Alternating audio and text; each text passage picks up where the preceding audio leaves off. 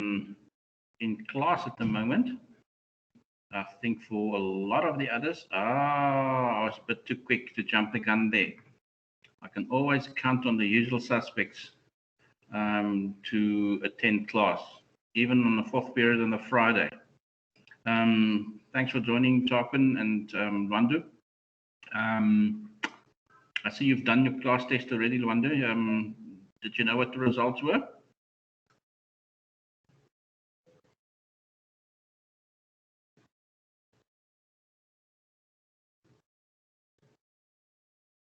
Right. You did well, and everyone passed. You did very well. Thank you. Did you see the result? Only for those students that have done it, yes? Okay, wait, who's done it? Hey? Who's done it? Tarquin, did you do it? The one that's done it. I can't ask you a question now. Nah. I got 22 out of 25. Well, I checked out like in 20 minutes ago. I didn't. I finished it about 10 minutes ago. Yeah, that Lwandu was the only one that I picked up when I saw the first time. So I'm pretty sure that some of you used the third period that you were off to actually do it. No, I missed. I was studying this morning and I went into your class, but I clicked on the Thursday class. Yeah, it's okay.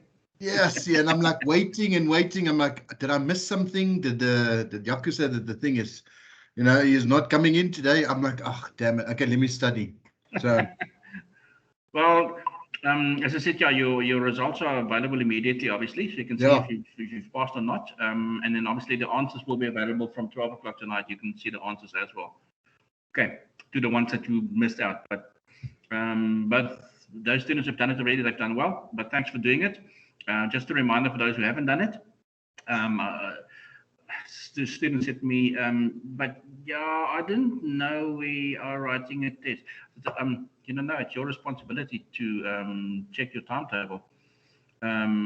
If you can actually attend class, then it means that you have been on Canvas, because that's where you get the link on your calendar. But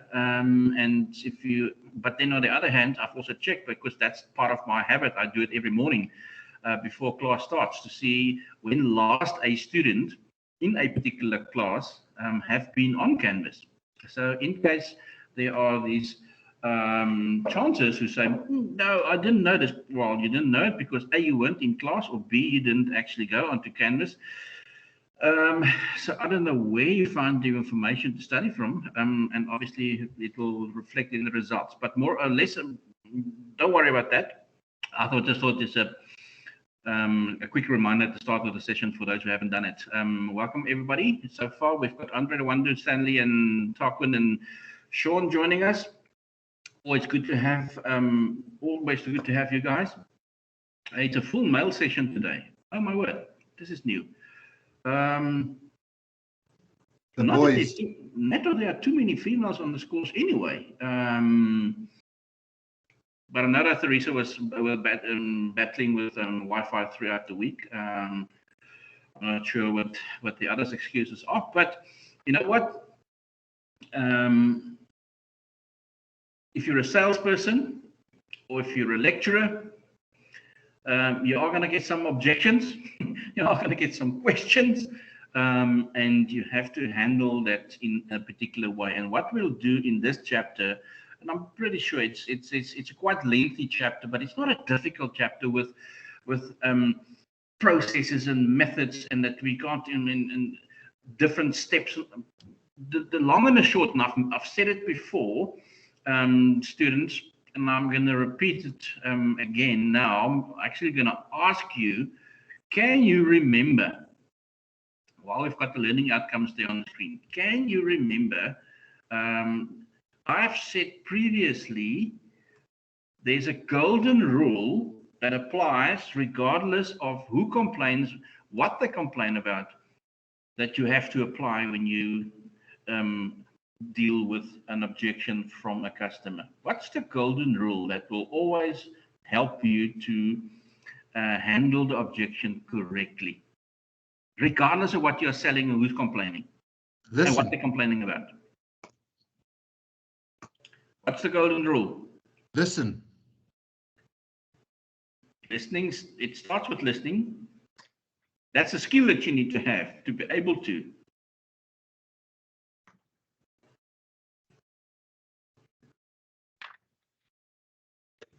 I don't know. Am I asking too difficult questions on a Friday morning? Am No, I asking no, too no, many no. questions on a Friday morning? No, it's a good one. I mean, if it's a golden rule, we should all keep it in our toolbox all the time. Andres identified a skill that is necessary for you to be able to handle the objections or any objection correctly. The golden rule in dealing with the objection correctly is to not take it personally. Not take it I was just about to say that. Not take it personally. They're not objecting to you. Well, they might object to you and they disguise it in a different manner, but they will. An objection when you're doing a sales presentation is not directed at you as the individual. If it was directed at you, it would have been done right at the start in the introduction. They would have looked you up and down and said, "Oh, geez, righty." I was expecting somebody at least who dresses the part and he hasn't got a nose ring and a tattoo on his forehead and arrives here in Billabong shorts and a t-shirt. I was more sort of expecting somebody dressed slightly more smart casual or not formal necessarily.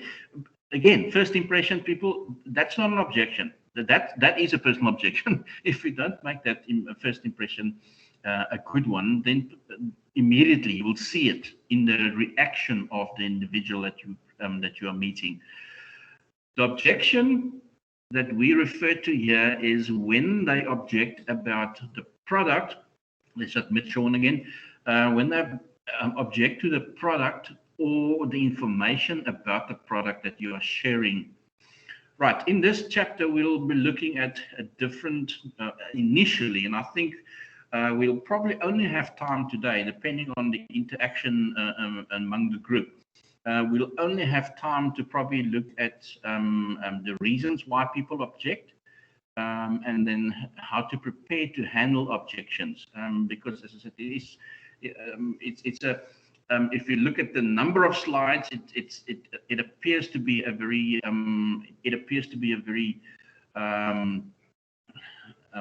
long chapter. It's not necessarily a long chapter, but it's an extremely important chapter, because this is usually where any sales presentation goes well or goes badly south.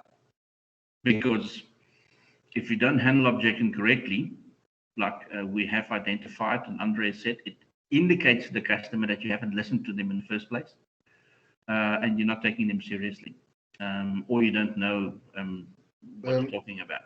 Okay. Jaco, I don't see that. Don't take it personally. As a golden rule. Yeah. I mean, in the slide, in the information, or in general? No, in the textbook. The golden rules won't be in the textbook. The golden rules come from an experience. Okay.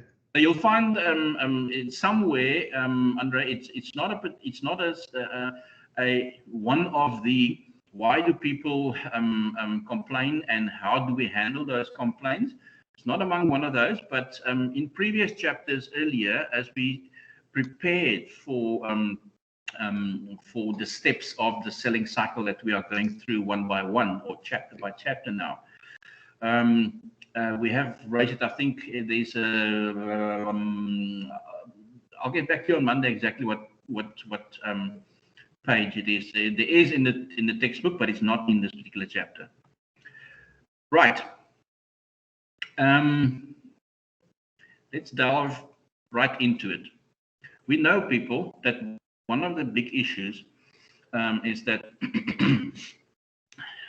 for a salesperson to be effective, you will have to, my apologies, I'm feeling much better today, but now all of a sudden this morning I had a cough on me that sort of comes at the most awkward opportunities.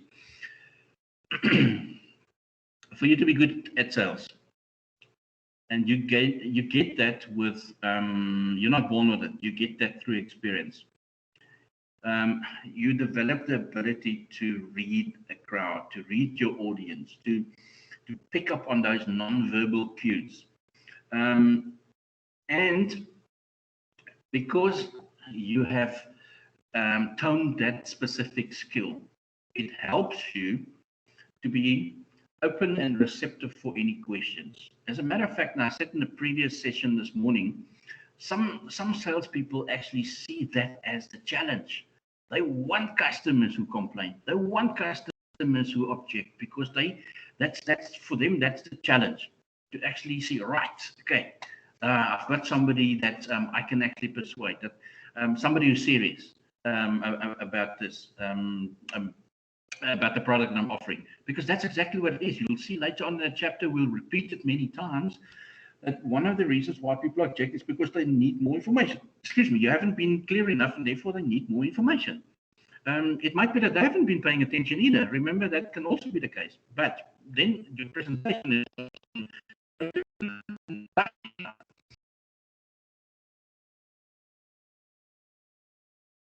when there's an objection. You can do the ostrich, put your head in the ground and hope it'll go away. Back down. You know what? Sorry, if that's how you feel, well, then we can't do business. That's not the way. That's if you're going to do that, you might as not. You might as well change career, because you are going to get objections, people. Don't take it personally, but make sure that you personally are not part of the reason why they are objecting.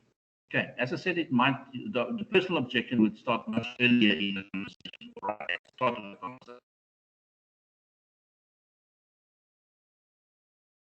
Or live for is they want to address that issue. They want. I'm not sure if you can recall. I'm sorry. Side note to myself here. I'm interrupting myself. Remember the movie, or who has seen the movie? In my opinion, one of the best dialogues. One. In any movie, now I forgot the name of the movie. Tom Cruise and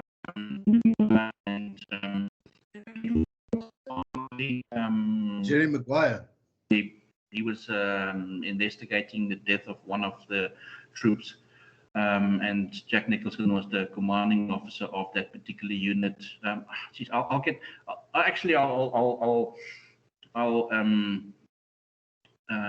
download it for you, and I'll put it on Canvas. You guys can have a look at it. It actually explains exactly what this is, and or what the point I'm trying to make here is that sometimes, and in this movie, Tom Cruise realized in that particular scene that you wanted the commander to admit that he actually gave a particular order, because they've been denying that that order was given, and that the troop was basically just following his own head, and he was actually ignoring instructions, whatever. So they wanted the commander to actually admit that he gave the order, which is not something that is common. It's definitely unwritten rules, sort of. But everybody within the ranks, when you're doing in the military, knows that that actually is protocol. But Tom Cruise realizes that if you can push him to the point where he actually admits, because he wants to admit it, it's that point where you want to, salespeople actually sometimes thrive on that. They want to get their prospects in a position where, okay, right, when are you going to object? Because I'm actually ready. I mean, it's part of the conquering journey of completing this particular presentation and then closing the sale. But you know what? You don't have to be as dramatic and make a scene out of every sales situation. But backing down is not the option we are that salespeople take. You have to remember that the sales that the prospect is slightly anxious. Sometimes can actually even be nervous, because they you are the and we touched on it in the previous chapter in this morning session. One of the methods that's used for presentation was the one where you, as the salesperson, is the one who have a prepared script that actually takes control of the whole situation, and you are talking for 80-90% of the time, and not really allowing the customer to actually interact or ask any questions, make any comments, and that is seen as a very aggressive approach. And because the perception that that exists, or the perception that does exist, is that the majority of salespeople are like that. They're going to be aggressive. They're going to try and force you into a situation where you have to make a decision. Also, point 4 on the screen there. I think for that, realize the fact that that person is not at ease, and therefore, if you have developed the skill of reading the situation, steer the conversation in that direction, make it entertaining. This is your opportunity to perform. You have to perform. You're like dance monkey here now. You have to perform for the prospect and make it exciting, but also make it factual and informative. You've got to remember that the nervousness of the prospect is because they are fearing that they're going to make they fear that they're going to make the wrong decision. And when they make a wrong decision, it usually comes at an expense. They are going to lose money, and they don't. And then to go to add fuel to the fire, as we've already said, add the suspicion as a result of the perception of the techniques that is used by salespeople, and you can understand why very often you have a very anxious and nervous prospect that you're trying to persuade to buy your product. Let's go through a number of reasons why people object. Prospects can object because they want to avoid making the sales call. They actually don't. They're not comfortable, and therefore they. What's the excuse? While I'm saying, I know what I've got a sort of not a go-to excuse. If I realize that I've actually, unfortunately, instead of ignoring it, I've picked up the phone and I'm now going to talk to a telemarketer, or I am talking to a telemarketer. What's your common excuse usually when somebody phones you? Because, and I'm pretty sure that many of you are often phoned by salespeople. What's a common excuse that you use to that you usually use? Anybody can go. No money. You don't have money. But, well, that is one of the main reasons why people you either don't have money or you're lying that you don't have money. But that is it's a common excuse that you use. Yes, you're right, Andre. Anybody else? Any other excuses that you've used before? What are the most creative excuses that you've come up with? Depends on. Okay. Let's not. I broke my leg. This can go south very quickly. Tarquin, sorry, you were saying what was your excuse? What were they trying to sell to you, and what was your excuse? I remember they came into my house and they rang the bell, and I picked up on the intercom. They were trying to sell this vacuum product. Yeah. And as I'm talking, I'm like, I just broke my leg. Can you guys come again? And then they walked away, sir. Oh no! Yes, I tell you what, my father-in-law, after Virgin Active, he was already in his late 60s and a chain smoker since the age of 13, and he actually even got clearance from his doctor to continue smoking, because his doctor says if you stop smoking, he's definitely going to die. But anyway, when Virgin Active kept on phoning him and to join, he actually ran out of ideas and excuses, and he decided he's going to just tell them, or you asked him a question that was sort of an objection question. Okay, right. Yeah, I'm actually interested, but how do you cater for clients without legs and arms? And he was dead serious. Okay, no, I'm not going to use that. I'm just going to stick with the broken leg topic. But yeah, I'm pretty sure I'm pretty sure salespeople have heard some hilarious excuses. We'll deal with some of it now, but yeah, one of the reasons, and one of the main reasons, is the one at the bottom, and that's fear. And we've dealt with that before. Fear that they are going to make the wrong decision, fear that they're going to lose money. Sometimes they are happy with what they have. I have one right in the middle: resistance for change.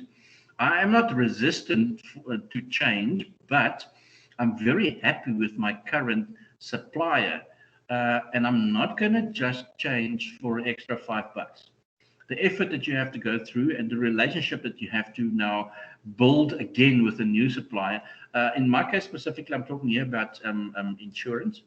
I had a number of years ago, more than 10 years ago, I had my short-term insurance for house and cars, and my personal insurance, as well as my medical. All three were different at different suppliers, and for the last 10 years I've had one, because they have diversified their business and they actually can offer you protection in all those fields.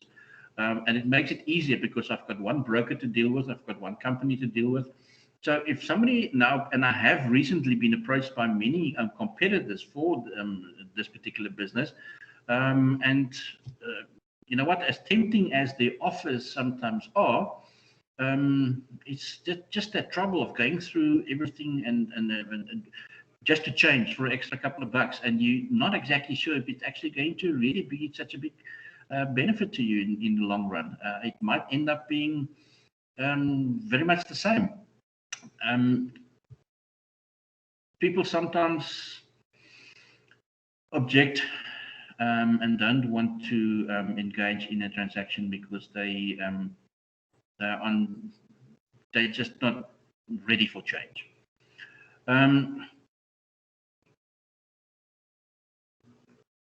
It can sometimes be that people object, number 2 on the list, because the salesperson have not qualified the prospect correctly. In other words, they end up finding somebody that wouldn't have qualified for the product in the first place, and therefore they are saying no.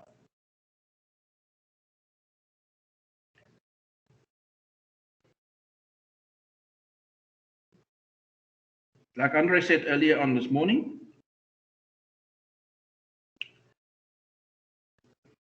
listening. If they're objecting, it means that they've actually listened to what you have said. Take the positive out of it, people. One of the ways of dealing with objections is to remain positive, and this is one way of remaining positive.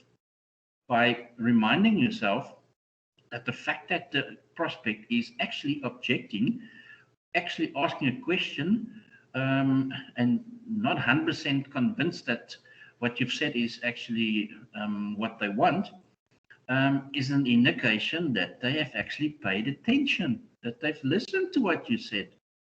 Work with that as a positive when you reply to the objection, because that's obviously part of what we will be doing later on in this chapter. Most objections are similar. People almost have, I think there's almost, everybody has about a 3 or 4 or 5 go-to excuses, depending on what type of salespeople approach them. People think very similarly about same things.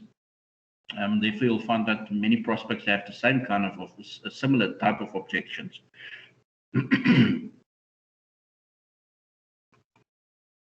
Real objections occur when the customer has a valid reason. That is definitely true. With experience of a US salesperson will pick up and realize if it's a legitimate objection. If you know your product very well and you have prepared sufficiently on what your prospect, who your prospect is, and what they are doing and what their needs are, you'll find that you will treat any of their objections as a real objection. But you sometimes do get ones that, yeah, it's just totally off the chart. But usually, if a customer has paid attention, if a prospect has paid attention to what you've said, the objective is a genuine one because because they have been listening to what you are saying. Real objections can occur due to an error that you have made. It could be that you have, by accident, incorrectly and shared certain information which is not necessarily, it's true, but I mean the way in which you expressed it actually was presented, it didn't come across as accurate. And you also have to remember that sometimes you might be wrong because just look at the example. Let's take the example of you writing a class test today.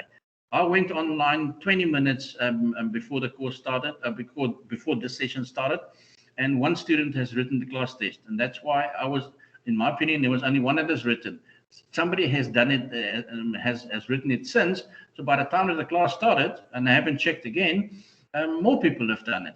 It can also happen during the time that you have prepared. And that's what we said at the start of this week. When you are preparing, when you're making that sales call to get the appointment for you to now do the presentation, ensure that they are as close as possible to the date of your presentation, as close as possible to your sales call initially. Because if things can change, and things in certain industries, things change very rapidly, almost on a daily basis. It is very important that you, at the last possible point of updating your information for your presentation, that you do that and you check your facts. Because if things do change in the space of time, it could be that you have a very alert prospect who are very on top of things, and they have more updated information than you. And then it's not the error that you've made. It's just, well, the error you made is that you haven't double checked right up to the morning before the presentation if your information is still correct and updated and most current. And that could be a mistake that you made. And as a result of that, the customer objects. The customer is not necessarily going to disappear. They are still interested. That's why they're objecting. And you encourage this, or the good salespeople encourage this. And then also sometimes you could just have been slightly vague in how you have presented a specific fact, and as a result of that, it was misinterpreted by the prospect, and that's why they're objecting. Those are common reasons why people object. So up to the point, even when you do your presentation, we have modern technology. People, you can do a quick update if you have all the necessary apps on your phone, which you should as a salesperson. You can check up to the last minute before the session if your information is still correct. Okay.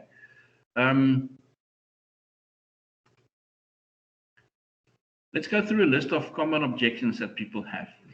We might have some funnies here, and we might have some good ones here, and we definitely have some legitimate ones here. The price is too high. I don't have money. Definitely. I can get the service from another supplier cheaper. Common objection that people have. Why should I buy with you? I can buy with the guy next door. He's his price for the same product is less. Okay, we'll deal with how you deal with these objections later on in the chapter. Currently, we're just listing ones that I want you to get into the frame of the range of objections that is common, and we'll deal with them later in the chapter as to how you would reply to these objections, because that's what this course is about, not just to tell you that there are going to be objections, but how to deal with them. We are satisfied with our current supplier. Very legitimate. I'm one of those. That's the resistance one, where I said to you, I'm not going to change my insurer because I'm happy with my insurer, and I'm not sure that changing is going to necessarily improve it for me. And definitely the time and the trouble to make the change is probably not worth it. We don't want to change too many things can go wrong, especially if the customer is happy. We're talking here more businesses which are happy with a specific supplier, and they are reluctant to change to a new supplier because they need to obviously start with building a new relationship, as I said, and therefore they are just too concerned that something can go wrong. And then whatever relationship they've built with their existing supplier would be damaged, and they have to start that relationship from scratch again anyway. So it's very much when that doubt adds to the resistance of people using this as an objection or a excuse. We've already budgeted for the year. You often hear that, but then also if you have done your homework properly, you would know if the business that you are dealing with actually when the financial year ends, and you would know if it's actually the case or not. If the financial year ends or financial year for a business runs from 1st of July to 30th of June, and you're phoning these people in June, and they said, you know what, we've already done our budget for the year, and you say, right, this is the last month of the year. If you're probably busy with your planning for next year already. Okay, so that's how you can handle very quickly an objection like that. A decision maker is on leave. That's common. You know what? I don't have the authority to approve this. We need the manager, and he's on leave, or we need. There's always excuses, but again, in preparation, if you know who the influencers are, if you know who the gatekeepers are, you will do your preparation on them as well, and you will know if that business. It takes a couple of calls, yes, but that's what preparedness is about. Not just to make one call and expect to get all the information that you need from that one call. You sometimes have to be patient and work with a particular customer, especially if it's a business that you know can result in a good deal. To be patient with them and make a number of calls, couple of days apart. That's part of your strategy. It's part of your planning. It's part of your weekly routine, because you have already graded your customers A, B, and C. So you know which ones you are prepared to spend more time on, or which ones are worth spending more time on. Our PR agency handles that. Could be true. You're not on our approved list of suppliers. Okay, right. So how do I get on that list of suppliers? What's the criteria to go onto that list or get onto that list? How do I know that you are experienced enough to handle this? Well, that's an opportunity for you to show them that you are experienced enough. And this is where you pull out all the big stops and you share specific information in detail that has already been part of the conversation and that you have done in your preparation. Tell them, show them. Don't tell them, you know what, you can trust me. I mean, no. Show them evidence that they can trust you. Show them evidence that you are thorough and that you have prepared thoroughly. This is where the detail comes out. The detail that you've collected. Remember, as we said at the start of the week, when you're doing preparation, more is actually more. Probably something that has become a legitimate excuse nowadays, with more people shopping online. I can get it cheaper on the internet. What would be a common response to that? All you sales gurus out there.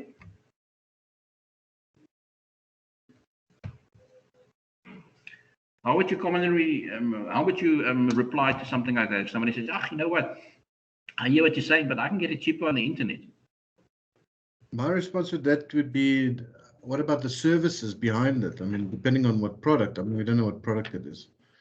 But what about the service behind it?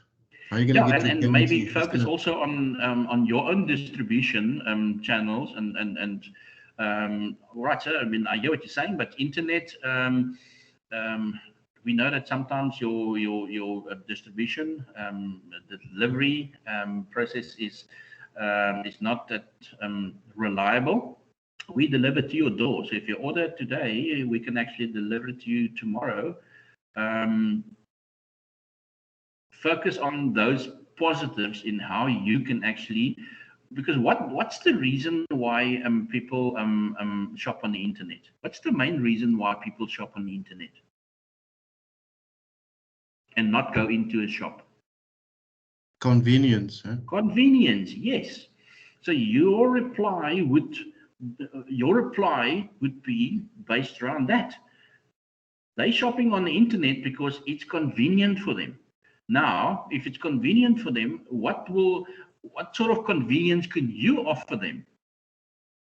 That's going to be the same, but preferably better than they I got would it get in from the. the internet. I got the thing in the boot, man. Yeah. Where are you? I can do it now, right now. Yeah. Now, I think it's important that we look at and said we'll do it in greater detail as the chapter progresses. But you, always, when you look at the objection, try and develop a skill that will allow you to interpret the the objection correctly. What are they actually complaining about? If it's the internet here, it's the convenience. If it's the price, then obviously it's money. Okay, which is the next one? We don't have money. Well, at least you're honest about it. Because, and this is probably one that we're getting very often now. And I've used this excuse before, not excuse before, but I've used the example before. I said to you guys that I've been supporting with a contribution, annual contribution, the National Sea Rescue Institute for many years. And then when I got retrenched and they phoned me for the next year, I said to them, it's a bad situation. I can't really afford it at the moment. And I was actually upfront and honest with them. I didn't have the money to do it at that point. But I know that they will keep on funding me, and I will keep on supporting them when my position has improved to a point where I can actually support them again. But very often, money is a situation, is a legitimate excuse, and is offered as an objection by a prospect. Send me more information so I can evaluate it. What would your response be to something like that? It's one of those open up. It's one of those open invitations here. Send me more information so I can evaluate it later. What? That's an objection. How would you respond to that? Well, I think the risk is if you send more information, you give it more time to cool down the deal. I would say, look, what are the questions that you have? I mean, what more information do you need? Let's see if we can address it here. Exactly. You've again analyzed the objection correctly. They're asking for more information. That's a given. This is, as I said, an open opportunity for you because you want to give them more information. But they say, send it to me. No. Why don't we talk about it now? What information do you need? Because maybe it's not even necessary for me to send you anything because we can actually address it right now as we speak. Do you have a minute? Can I actually share it with you now? Because if they say no, I mean, rather send it to me, then you know time is the issue. It's not the information, it's time is the issue. That's or something else. Or they're hiding from something. Exactly. So this is just one of the common excuses that they use. And then when you reply correctly, and because you've identified that actually isn't a real problem, because you're ready to go, you've got the information, and then it becomes a time. So they go through the list of different ones. But yeah, this was the first objection that they've raised. So yeah, again, people will practice this throughout and see how we can, and maybe at the end of the chapter, come back once we have gained more knowledge, we come back to all these objections and we go through them individually and see if we can analyze the objection correctly and also respond to them correctly. Okay. preparing for objections, people, is exactly where we'll start on Monday. Because if we prepare now, we're not going to get anywhere. Excuse me. We will continue on Monday. No, I'm lying. We don't have Monday period anymore. The new timetable says that we will only resume next Wednesday. Okay, so for next Wednesday's double period, we will start on slide number 10 of chapter 9. Okay, thanks for reminding me there, Luandu. You were very, very quick. It is next Wednesday, 100% correct. Yes, I can confirm that. So, at the end of the week, I hope you've had a good one. At least you've survived one. The sun is breaking through the clouds slightly. I got up this morning and switched on the telly, made a cup of coffee, watched the breakfast show, and they said the Cape Town weather is going to be cloudy and 30 degrees. I said, there's absolute no chance. Whoever predicted the weather today has not been outside yet. It's cloudy and it's cool. It's not going to even get to 20. So the weather is not what they predicted. I'm glad, because yesterday was a scorcher. 5:30 yesterday afternoon, it was still 32 degrees in Durbanville, where I stay. And that wasn't pleasant. But it is weekend, and you deserve to take a break. I know that you're busy with assignments and lots of other things, but keep a nice balance. And like we always say on a Friday, enjoy, but stay safe, please, people.